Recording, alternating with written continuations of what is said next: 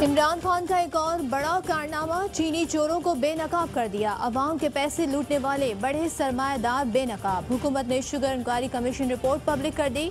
Corruption mills मालकान के बगैर मुमकिन नहीं। माफियाज ने किसानों से 190 रुपए की सपोर्ट प्राइस के बजाय 140 रुपए से भी कम कीमत पर गन्ना खरीदा। किसान को तसलसल के साथ नुकसान पहुंचाया गया। अवाम के हक पर भी डाका डाला गया। एसोसिएशन का दावा है 2019-20 में चीनी 62 रुपए किलो में पड़ती थी। फॉरेंसिक ऑडिट के मुताबिक चीनी 42 रुपए फी किलो में बनती है। जहांगीर तरीन खुसरो बख्तियार के भाई ने फायदा उठाया। मुराद अली शाह ने उम्मी ग्रुप को फायदा पहुंचाने के लिए सब्सिडी दी।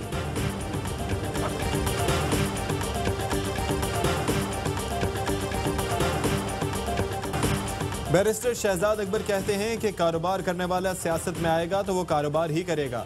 वजीर आजम जो पहले दिन से कहते थे, कमीशन रिपोर्ट ने उसकी तस्दीक कर दी। कारोबारी तबके ने पूरी इंडस्ट्री को मफलूज करके यरगमाल बनाया हुआ है। शुगर मिल्स में सरकार को दिखाने के लिए अलग खाता और असल अलग खाते बनाए गए। चीनी की कीमत में 1 रुपए की गड़बड़ से मुनाफा 5.2 अरब रुपए बनता है। वजीर इत्तलात शिबली फराज कहते हैं कि गरीब और मिडिल क्लास शुगर स्कैंडल के मुतासरीन हैं।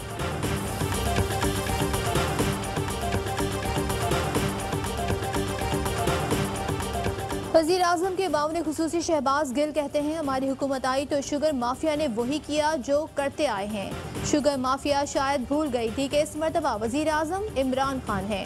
वज़ीर आज़म ने तहकीकात कराई, कमीशन बनाया, फॉरेंसिक रिपोर्ट भी आ गई। अब कार्रवाई भी होगी। रिपोर्ट में कहा गया है कि खुसरो बख्तियार का इस मामले से कोई ताल्लुक नहीं। खुसरो बख्तियार के भाई की मिल है जिसका उनसे कोई ताल्लुक नहीं बनता।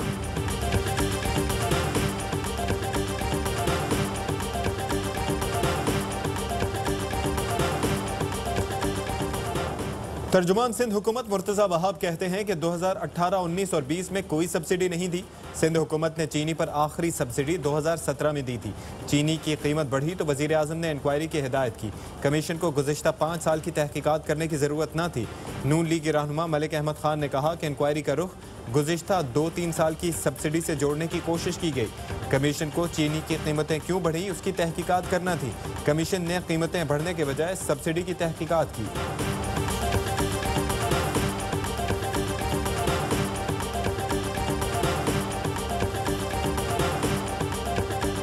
वज़ीर आज़म इमरान खान का एक और बड़ा फैसला, काबीना में शामिल मुशीर और मामूनी ने खुसूसी को असासे जाहिर करने का हुक्म दे दिया।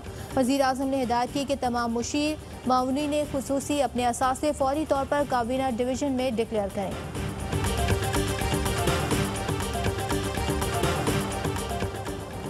आइंदा माली साल के लिए विफाकी बजट 12 जून को पेश किया जाएगा। वज़ीर आज़म ने मंजूरी दे दी। वजारत ख़जाना के अफसरान पर इस्लामाबाद छोड़ने पर पाबंदी। ईद की तातीलात पर आबाई इलाकों को नहीं जा सकेंगे। कोरोना से मईशत को होने वाले नुकसान की वजह से बजट अहदाफ कम करने का फैसला। मुशीर ख़जाना कहते हैं कि अव्वलीन तरजीह अवामी रिलीफ है, कोई नया टैक्स नहीं लगाया जाएगा। पंजाब के बजट और सालाना तरक्याती प्रोग्राम का जायजा लेने के लिए उस्मान बुज़दार के ज़ेर सदारत इजलास। वज़ीर आला कहते हैं कि गैर मामूली हालात का सामना है, महकमों को सख्त फाइनेंशियल डिसिप्लिन की पॉलिसी पर कारबंद रहना होगा।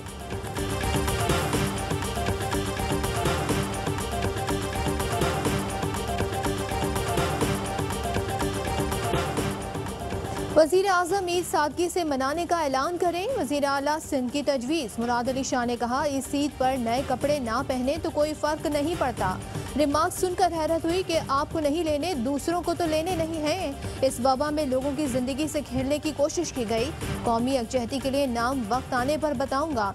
ईद पर अपने गाँव ना जाएं। देहात में वबा से निपटने के इंतजामात नहीं। लोगों को पुलिस नहीं रोक सकती तो टाइगर फोर्स क्या रोकेगी।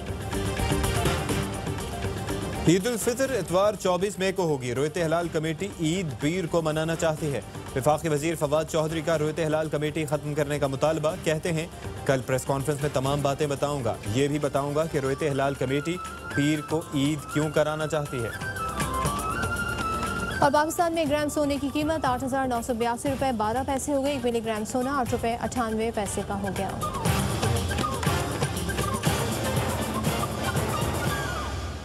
एक ब्रेक के बाद प्रोग्राम होगा द रिपोर्टर्स। देखते रहिए हवाई न्यूज़।